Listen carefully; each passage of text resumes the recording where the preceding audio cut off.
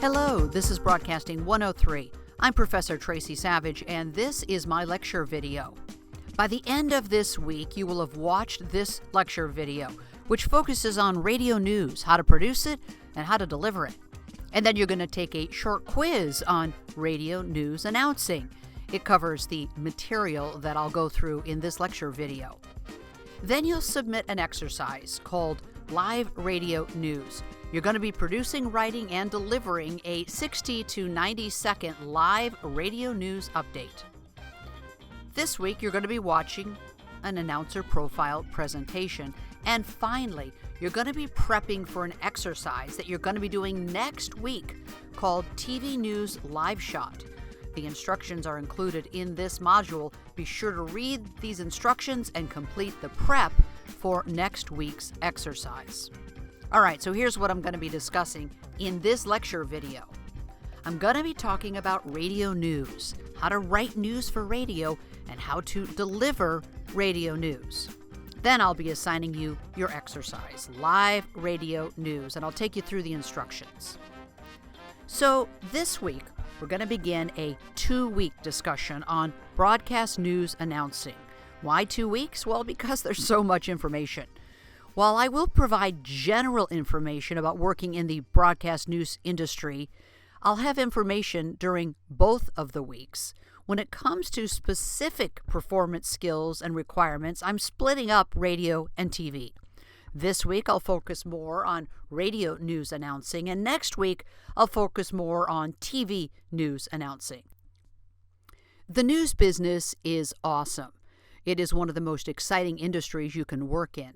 I worked almost without a break as a broadcast journalist for 30 years. I love the industry. I would not have done anything else. It's exciting, interesting, fun. It used to be very lucrative. It's constantly changing. You never do the same thing 2 days in a row. Journalists have a front row seat to history. You are there and you witness it as it happens. But the industry has changed in the past decade. Today, the viewer has many more sources of information than they did even a decade ago. This means much more competition and smaller audiences, which in turn means less revenue, and salaries have been reduced. It means that everyone has had to become more versatile and do more for less. But the jobs are still there. Many new cable outlets and internet outlets all need content and talent. Many of them are 24 hours a day operations, and this means more opportunities. But you have to be a truly capable person. You need to stand out in the crowd. Let's take a look at the radio news industry right now. You've heard of National Public Radio, NPR? So the public radio network with stations all across the country continues to provide a flow of in-depth, often award-winning newscasts. But there is concern over the limited amount of radio news that is generally available. I work for KFWB here in Los Angeles for 10 years. I was the evening drive anchor. It was a big, high-profile job that doesn't exist anymore. KFWB was one of only 2 radio news stations in LA, and it's a major market, only 2 stations. In 2010, KFWB changed formats. It became a talk radio station, then a sports station, then a Farsi language station, and now, who knows? It's changed yearly. So now Los Angeles has only 1 news station in this huge city. Although some of us may turn to radio news at some point during the day, after all, LA is a city of freeways. But television, both cable and broadcast, and the internet still tend to be the primary news sources for most people. And there are still plenty of TV and cable news programs. Some TV stations have news and talk shows, particularly in the morning, that can run for 3 hours and more. So definitely there are more jobs in TV and cable news than radio news. Meantime, right now there is a new area for news performance that's developing. How many of you buy newspapers? Yeah, few people buy newspapers anymore. Newspapers are supplementing their coverage with news videos on their websites. Some newspapers have moved all or a part of their operation to the internet, and in a few cases stopped print altogether. Most are seeking to make the internet a major source of revenue. This means job opportunities. But again, they're looking for journalists who can do it all: write, shoot, edit, and report, and who will work cheaply. Media journalism is about disseminating facts to the public. The term newscaster has been used to describe a performer who's employed to deliver the news. But most professional journalists don't like that title. It's slightly derogatory.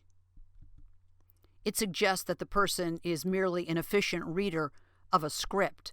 The preferred and perhaps more accurate term is media journalist or broadcast journalist. I use all three, so I guess I don't really care. So what is news anyway? News is an acronym for North, East, West, and South. That implies that news is what happens all around us. It can be local, national, or international events that affect the public. Information is delivered through newspapers, radio, and television, and today we deliver news through the internet, iPods, and cell phones. The next question is, what is newsworthy? News value standards are used by journalists to ascertain what is news. To determine whether an event is newsworthy, journalists use various criteria, including proximity. For local programming, news is what happens close to us, geographically, the proximity of the event. For example, a bank holdup in Iowa won't be of much interest to someone here in Los Angeles, but a shopping mall fire in Woodland Hills will have a lot of news value to the audience in this area. Timeliness is another important criteria for news value. News is what is happening now. Media journalists have the ability to report news as it's happening. When a news event has reached the point of "it happened yesterday," it's lost a great deal of news value for the media. Internet reports have made the delivery of news almost instantaneous. What about human interest? Human interest relates to the emotional impact a story may have. What people are interested in, whether it's monumental or trivial, is often newsworthy. Even though it may occur on the other side of the country, the birth of sextuplets would have fairly high news value across the nation because of its emotional interest. Significance. How an event may affect the audience determines its significance and news value, as does the number of people directly affected. For example, an increase in the California state income tax rates would be important for nearly everyone in our state, but an increase in the liquor license fee for California would have less news value, as it has impact on a much smaller group and thus less significant for the whole audience. Then there's conflict. An event often becomes news because it is unusual or out of the ordinary. For example, conflict has a high news value. Two adjacent nations living peacefully side by side isn't news, but those two nations threatening to declare war against each other, well, that is. It can even be something as minor as two people fighting over a tree, with the roots in one yard and the branches stretching over the other, some guy in the tree, another guy threatening to chop it down. Yeah, that is good conflict. Prominence. The more well-known someone is, the more they are newsworthy. A neighbor down the street getting tipsy at a strip bar isn't newsworthy, but if the mayor is in the same situation, absolutely it would raise the news value of the event considerably. And finally, how entertaining or how visual a story is will determine whether or not it is newsworthy. And the internet, well, think of all those viral videos. It may not affect anyone, really, but boy, do we love to put them on the air.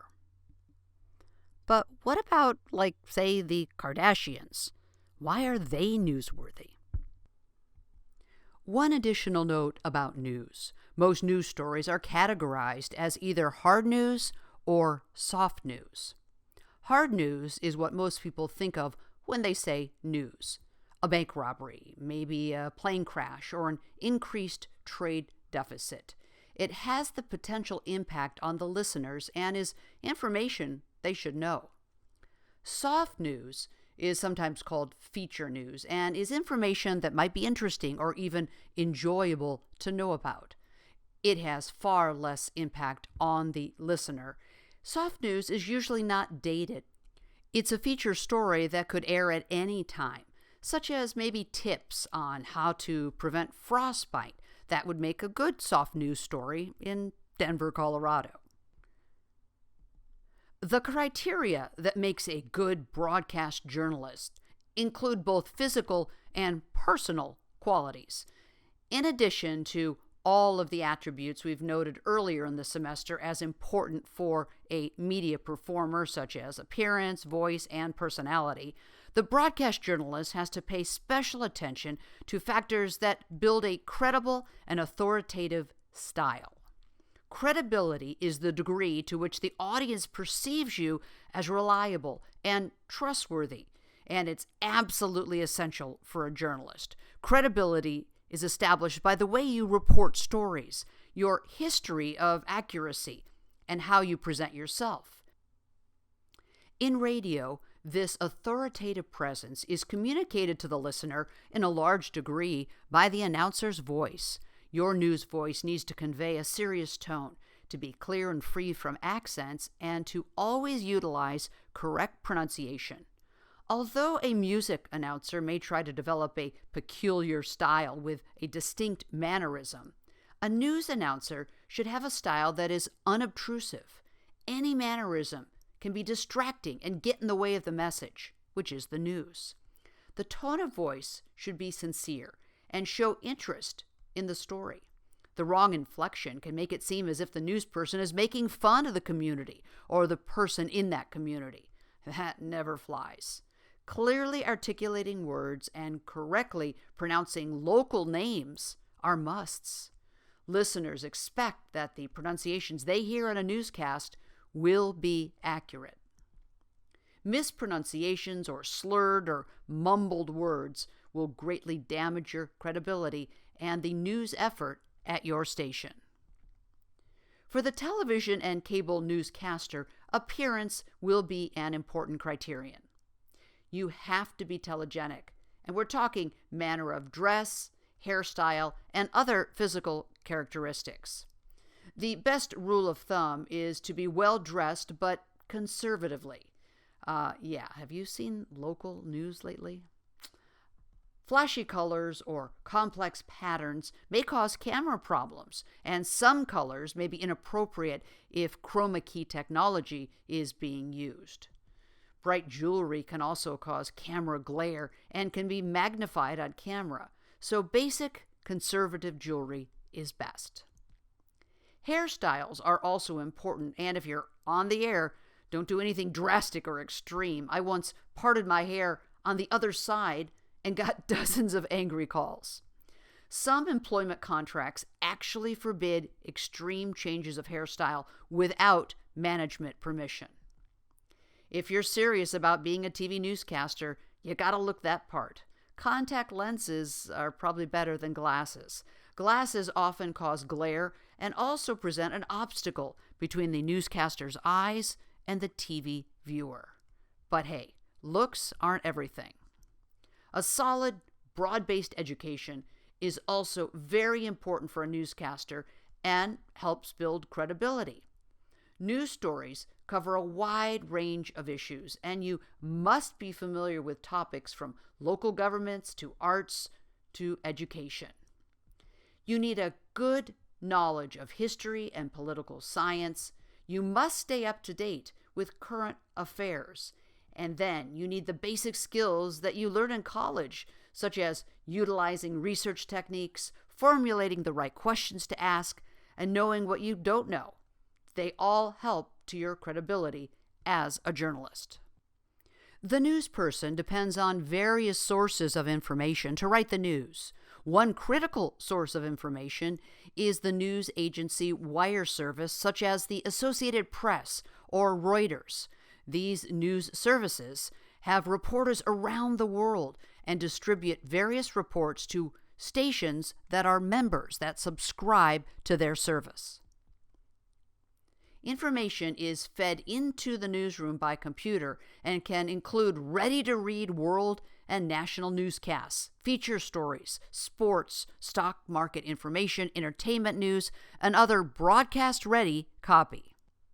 These wire services add credibility to local stations because, without having to pay for individual reporters, the station has access to current news events, whether they are regional or international. A lot of the stories are rewritten by the local newscaster to better fit the station's style. Other news sources include newspapers. The broadcast newscaster also reads the local paper for story ideas and actual stories. Often the reporter will merely get ideas for a story from the paper and then develop the story with his or her own contacts and resources. The media newsroom also monitors police, fire, and other local emergency radios with scanners to keep alert to breaking news stories. Other sources of information that local stations rely on are press releases and the video news release, also known as a VNR. The basic press release provides background material on an event and is often produced by public relations firms for specific clients ranging from entertainers to the federal government. Another source of news leads today come from the internet and the audience themselves. There are sites on the web that consolidate news from many sources so that you can quickly get information on a developing story. If you have a considerable number of followers on Twitter, many times they will alert you to occurrences you could otherwise miss. Many newscasters now encourage their followers to tweet whenever something is happening. Finally, media journalists utilize their own reporting skills. These skills include researching, interviewing, and developing sources. Compiling a list of people to contact can help you understand a complicated story or provide background information. Most media reporters maintain a list of contacts, both individuals and organizations that they call each day, which can provide them with news on a regular basis. Some newscasters are assigned a beat or a specialty area, such as education, government, or health and medicine.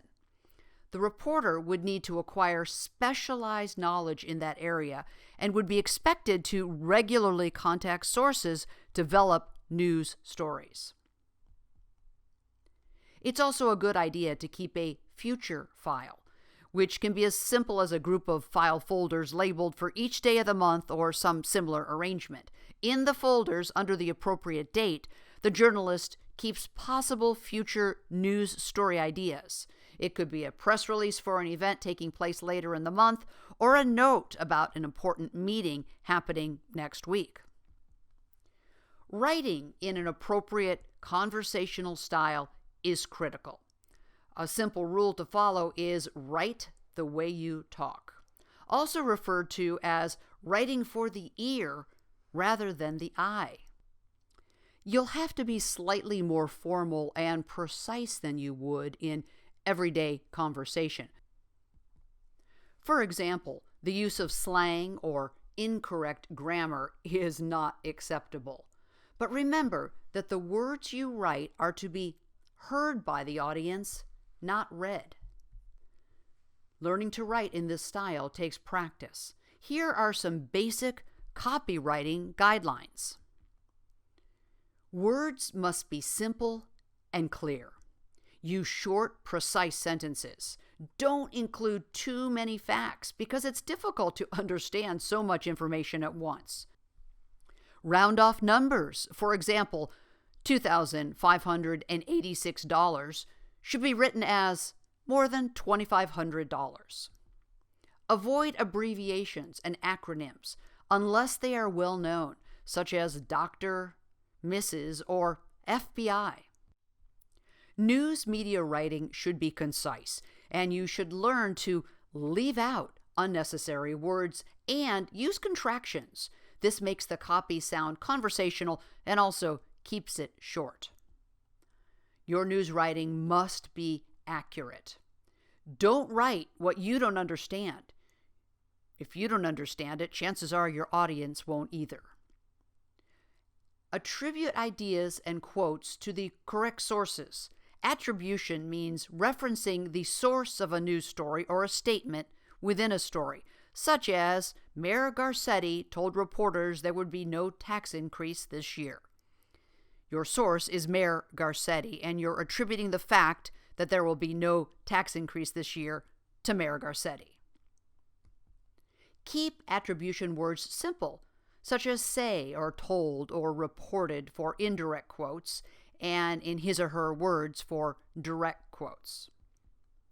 Another potential error to keep in mind is the danger of convicting someone before the courts have done so. Always use the words alleged or accused in any crime report until you are sure there has been a conviction. One of the first points to remember is you know much more about your story than your audience does. Also, they will only get to hear it once. They can't ask, "Would you please explain that?" or "What did you say?" Remembering the acronym COIC may help. It stands for Clear Only If Known. It suggests that something is understandable only if the listener already knows considerable information about it. You don't want to do a report that only a few can follow. COIC applies in many aspects of writing. Also, ages and titles are usually given before the name. For example, 42-year-old Christopher Torres. Because of immediacy, the following guidelines are used. Number 1 is to write in the present tense. Use an active voice rather than a passive voice, and keep time references close to the verb. When it happened follows the action. The bank was robbed Thursday. Here's the difference between active and passive writing. Today, the president is announcing his view on the new tax law. That's active, and it's easier to read aloud than a new view on the tax law was announced today by the president. That's passive. Writing for radio and television news also includes the use of special script formats. You are almost certain to be writing using a computer and will likely be using specialized scripting software. Radio news copy begins with a slug line that indicates the reporter's last name, the date, the newscast time, the story identification, and the story length. A radio news script is usually written using the full width of the page, and a standard end mark is inserted after the last line of copy. End marks in broadcast are either the hashtag sign or the number 30. When actualities, which are a recorded segment of a newsmaker speaking, are used, the script includes the length of the actuality and an out cue. The out cue is the last few words on the recording, so the newscaster is prepared to begin reading again when the actuality ends. Here's an example. You'll have on the top corner the title of the story, also called The Slug. In this case, it's chemical explosion. You have the length of the story, it's 45 seconds, and the date and time it was written. And then the reporter's name, S. Miller. Then you have the copy, and in the middle, the radio news anchor will stop talking, and a recorded soundbite, called an actuality in radio, will broadcast. It is insert number 102. This soundbite runs 10 seconds, and the out cue, the last few words of this actuality, is "Look at our controls." The out cue is very important. Knowing the last few words of the soundbite is helpful for the radio news anchor. The anchor will know when to start talking again when they hear those last few words. And then there is more copy underneath the soundbite, which the radio news anchor reads after the soundbite. Here is a copy to a TV news script. In a TV news script, we use a two-column structure. On the right is everything that you hear, the words read by the TV news anchor and the sound bites, abbreviated by SOT, sound on tape. Then on the left side are production notes about what you see on camera, the visual aspects of the newscast, and the technical instructions for the director. For example, at the top of the left column, the anchor, JM, is on camera. After the first line of copy, the director rolls a video clip covering the TV news anchor. This is called a VO, voice over, and it's where the anchor reads copy over the rolling video. And then moving further down the left column, you have a soundbite, SOT, that's 12 seconds long, and the person speaking is Jeff Denver. Super means superimposed. This is the graphic or the title that sits on the lower third of the screen and indicates the speaker's name and their title. And then after the soundbite, we have JM, the anchor, back on camera for the tag, the last sentence or two of the story. If you've studied journalism, you may have heard the term inverted pyramid before. Print news copy is organized in an inverted pyramid style, meaning the most important points of the story are given in a concise lead sentence, and then the remaining details are given in a descending order of importance. Newspaper reporters include as many facts, who, what, where, when, why, and how, as possible in the first sentence, in the lead. The editor can then trim the copy from the bottom up to fit the available space in the column without losing valuable information because it's all in the lead. It's in the top sentence. The broadcast news lead tells the listener what the story is about, the gist of the story, but usually contains only a few of the facts or none at all. The report continues with more short sentences, each adding to the information of the story. The style of the inverted pyramid does not work in broadcasting because it's awkward to read. No one talks that way, and the listener would get confused by all the information coming in one sentence. For example, try reading this newspaper story aloud. A huge storm blew through the Midwest yesterday with whiteout conditions and drifts up to 8 feet high, canceling flights, forcing motorists off roads, and keeping mail carriers from their appointed rounds. Yeah, that's a lot of words. When writing news for broadcast, remember to keep it simple. The who, what, where, when, why, and how are all included, but not in that very first sentence. Broadcast news is always written to time. The reporter times the story by reading out loud with a stopwatch. Another way to time a story is to count the lines or words. 4 lines of radio copy, about 40 words, usually last around 15 seconds. In the computerized newsroom, news copy is read directly off the computer screen, scrolled at the appropriate read rate for the newscaster. To ensure that a newscast will time out properly, news broadcasters often prepare extra copy called pad or fill. This consists of some additional material that can be read to fill extra time or discarded if it's not necessary. The individual stories that a media journalist develops during the day become part of a newscast. For radio, this is often a 2 to 5 minute report that might be broadcast every hour. Stories are usually selected by a news producer and then given to a field reporter to be developed.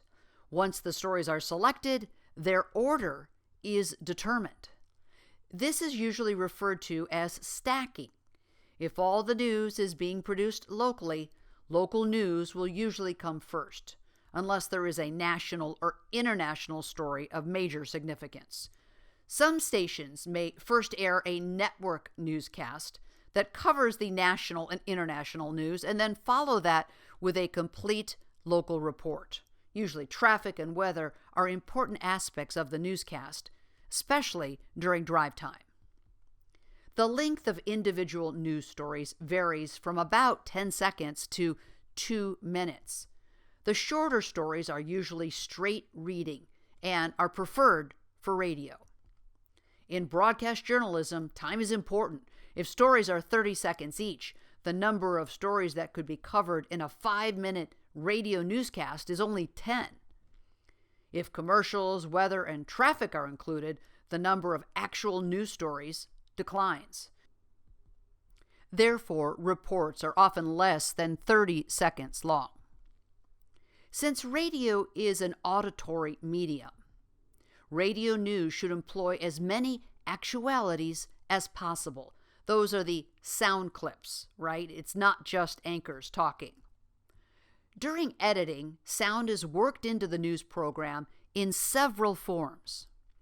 A soundbite alone, a soundbite with natural sound, or even a soundbite with ambient sound at reduced volume with the reporter's voice at full volume. A radio reporter calls into the station and will record something called a voicer. A live report is sometimes called a phoner. It's an oral news report from the scene of the event. Since much of what we hear in the news is serious, even depressing information, a radio or television newscast frequently tries to end with a kicker story. A kicker story is a humorous or human interest report that might put a smile on the listener's face. The wire services usually include a kicker at the end of their hourly news summaries. Social media is an important tool for broadcasters. Newscasters are expected to maintain Facebook and Twitter accounts and update them regularly. They do this to promote their stories. Newscasters and sports reporters use Twitter to help find news stories, as many public figures, politicians, athletes, movie stars, and many others maintain Twitter accounts that can be followed regularly. Virtually every station maintains a major website. You may be asked to rewrite versions of your stories to post there. You might expand them, perhaps add stories that didn't make it to the air. Pictures you've taken and video you've shot may also be added. It's good exposure, so take advantage of all of the opportunities. Older broadcasters will admit that they had to be pushed into getting involved with social media, but now are taking part, conceivably to protect their jobs. So why is social media important? Well, the involvement makes the audience feel more attached to the show. It gives the stations further evidence concerning audience size and makeup, which can be a plus when dealing with advertisers. Every candidate for a media performance position should give thought to how they would use social media in a prospective job, if nothing more than to show that you're up to date and thinking in the right way. The radio news anchor is the on-air performer who delivers the news and is also usually the news director for the station. Most radio news today is done by one individual, except at large market stations or networks and all news stations where larger staffs are common. At most radio stations, a single person writes, edits, and announces one or more newscasts per hour during his or her shift. The primary job of the radio news anchor is to oversee and put together the entire newscast, producing the newscast. This includes selecting and writing stories in addition to performing. Other duties include introducing stories submitted by field reporters or from other news sources, such as the wire service or a network. As stations do not want to repeat the same stories every hour, the radio anchor must spend time updating and rewriting stories between newscasts. The radio news anchor at a local station probably does field reporting too. However, if the staff is small, He or she may be totally confined to the studio. This means that the anchor must obtain all information for the newscast while working from the studio. In this case, the anchor relies heavily on wire services, network feeds, and the telephone. The anchor may be responsible for following up on a local story, but at a small station, this would primarily mean making phone calls to his or her sources. The anchor position is usually the highest paid news position, and most radio newscasters who begin as field reporters are working toward obtaining an anchor slot. Radio reporters write and report stories from the scene of a news event. Often these stories are recorded, brought back to the studio, and then edited for the best possible sound reproduction and length. However, filing a story live from the field adds a certain element of credibility, even if the audio quality is slightly inferior to studio quality. There are a number of ways to file an audio story from the field: phone lines, cell phones, two-way radios, and broadcast lines. The field reporter also relies heavily on the basic audio recorder and microphone. Cell phones make it virtually impossible for a radio field reporter to be out of contact with the station. The job of the reporter is to use the phone to send recordings or live reports back to the station. Being a newscaster is somewhat different from being a DJ or a sports or weather reporter. You want the public to view you as a source of information. That brings us to our first guide word: credibility. Are you believable? Part of that is based on your demeanor and how you present yourself. Most of the news you deal with will be serious, and you need to be the same. In radio, this authoritative presence is communicated to the listener to a large degree by the announcer's voice. It doesn't mean you need to be grim, although there will be moments when your story will demand it. You'll need to adjust your style, your mood, to the degree of seriousness of what you're reporting. A cheery greeting when preparing to talk about deaths in a fire would not be appropriate. Attached to this concept is respectful. You'll be reporting on people who've lost their lives or are in various unfortunate situations. This isn't just more facts, it's someone's life, and you need to make sure the report is not just another string of words. Another factor in credibility is accuracy. You want to strive to avoid errors of fact or errors of pronunciation. And finally, you want to avoid just reading words, whether you are on a prompter or a script. For the few moments devoted to that topic, try to feel it, care about it, and tell your audience the story of the situation. The effort will show in your delivery and make you more appealing. Watch your energy. It needs to be appropriate. You want to come across as alert, energized, and involved without overdoing it. Okay, so a reminder, when you're done watching this entire video, you'll be taking a short quiz on the material that I just presented. After completing the quiz on radio news announcing, you will this week have to complete an exercise called Live Radio News. You're going to write a 60 to 90 second live radio news update and then deliver the copy. You will be recorded in the lab portion of this class in the studio, or you can record your written news update directly into the Canvas Dropbox using the Record Media option. So let's take a look at these instructions. The purpose of the assignment is to give the opportunity to prepare and present a newscast in a radio setting. And there's information here about your performance. Be sure to read through the instructions posted on Canvas. You're going to use news copy and a kicker story with options that I've provided for you to write your stories.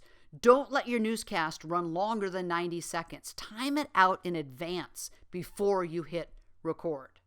And I have some examples on how you're going to write the script so you can follow it closely. After writing the introduction, you're going to write the news segment, which is the bulk of your story, about 60 seconds worth of short news stories. And then you're going to write the kicker, which is that light, humorous, feel-good kind of story at the end. And then you write a short close. You're going to use as many stories as you need to write the 60 to 90 second news update. About 3 or 4 is really all you'll have time for. And you can stack your show the way you want it. I will have news stories available for you, and you can select the ones you want, and then I'll have some kicker story options available. Pick the one that you like to end your newscast with. Once you've written your news update, practice reading it, and then practice again. And we're either going to record these in the studio during the lab, or you'll deliver it directly into the Canvas Dropbox using the Record Media option. I'll let you know. Instructions for how to do this, by the way, are posted on Canvas. Well, that's the end of this lecture video. You're now going to continue working your way through this module. Don't forget, submit any questions to our class discussion board, or you can text me. You must complete all of the assignments that are due this week by the end of this week, Sunday, at 11:59.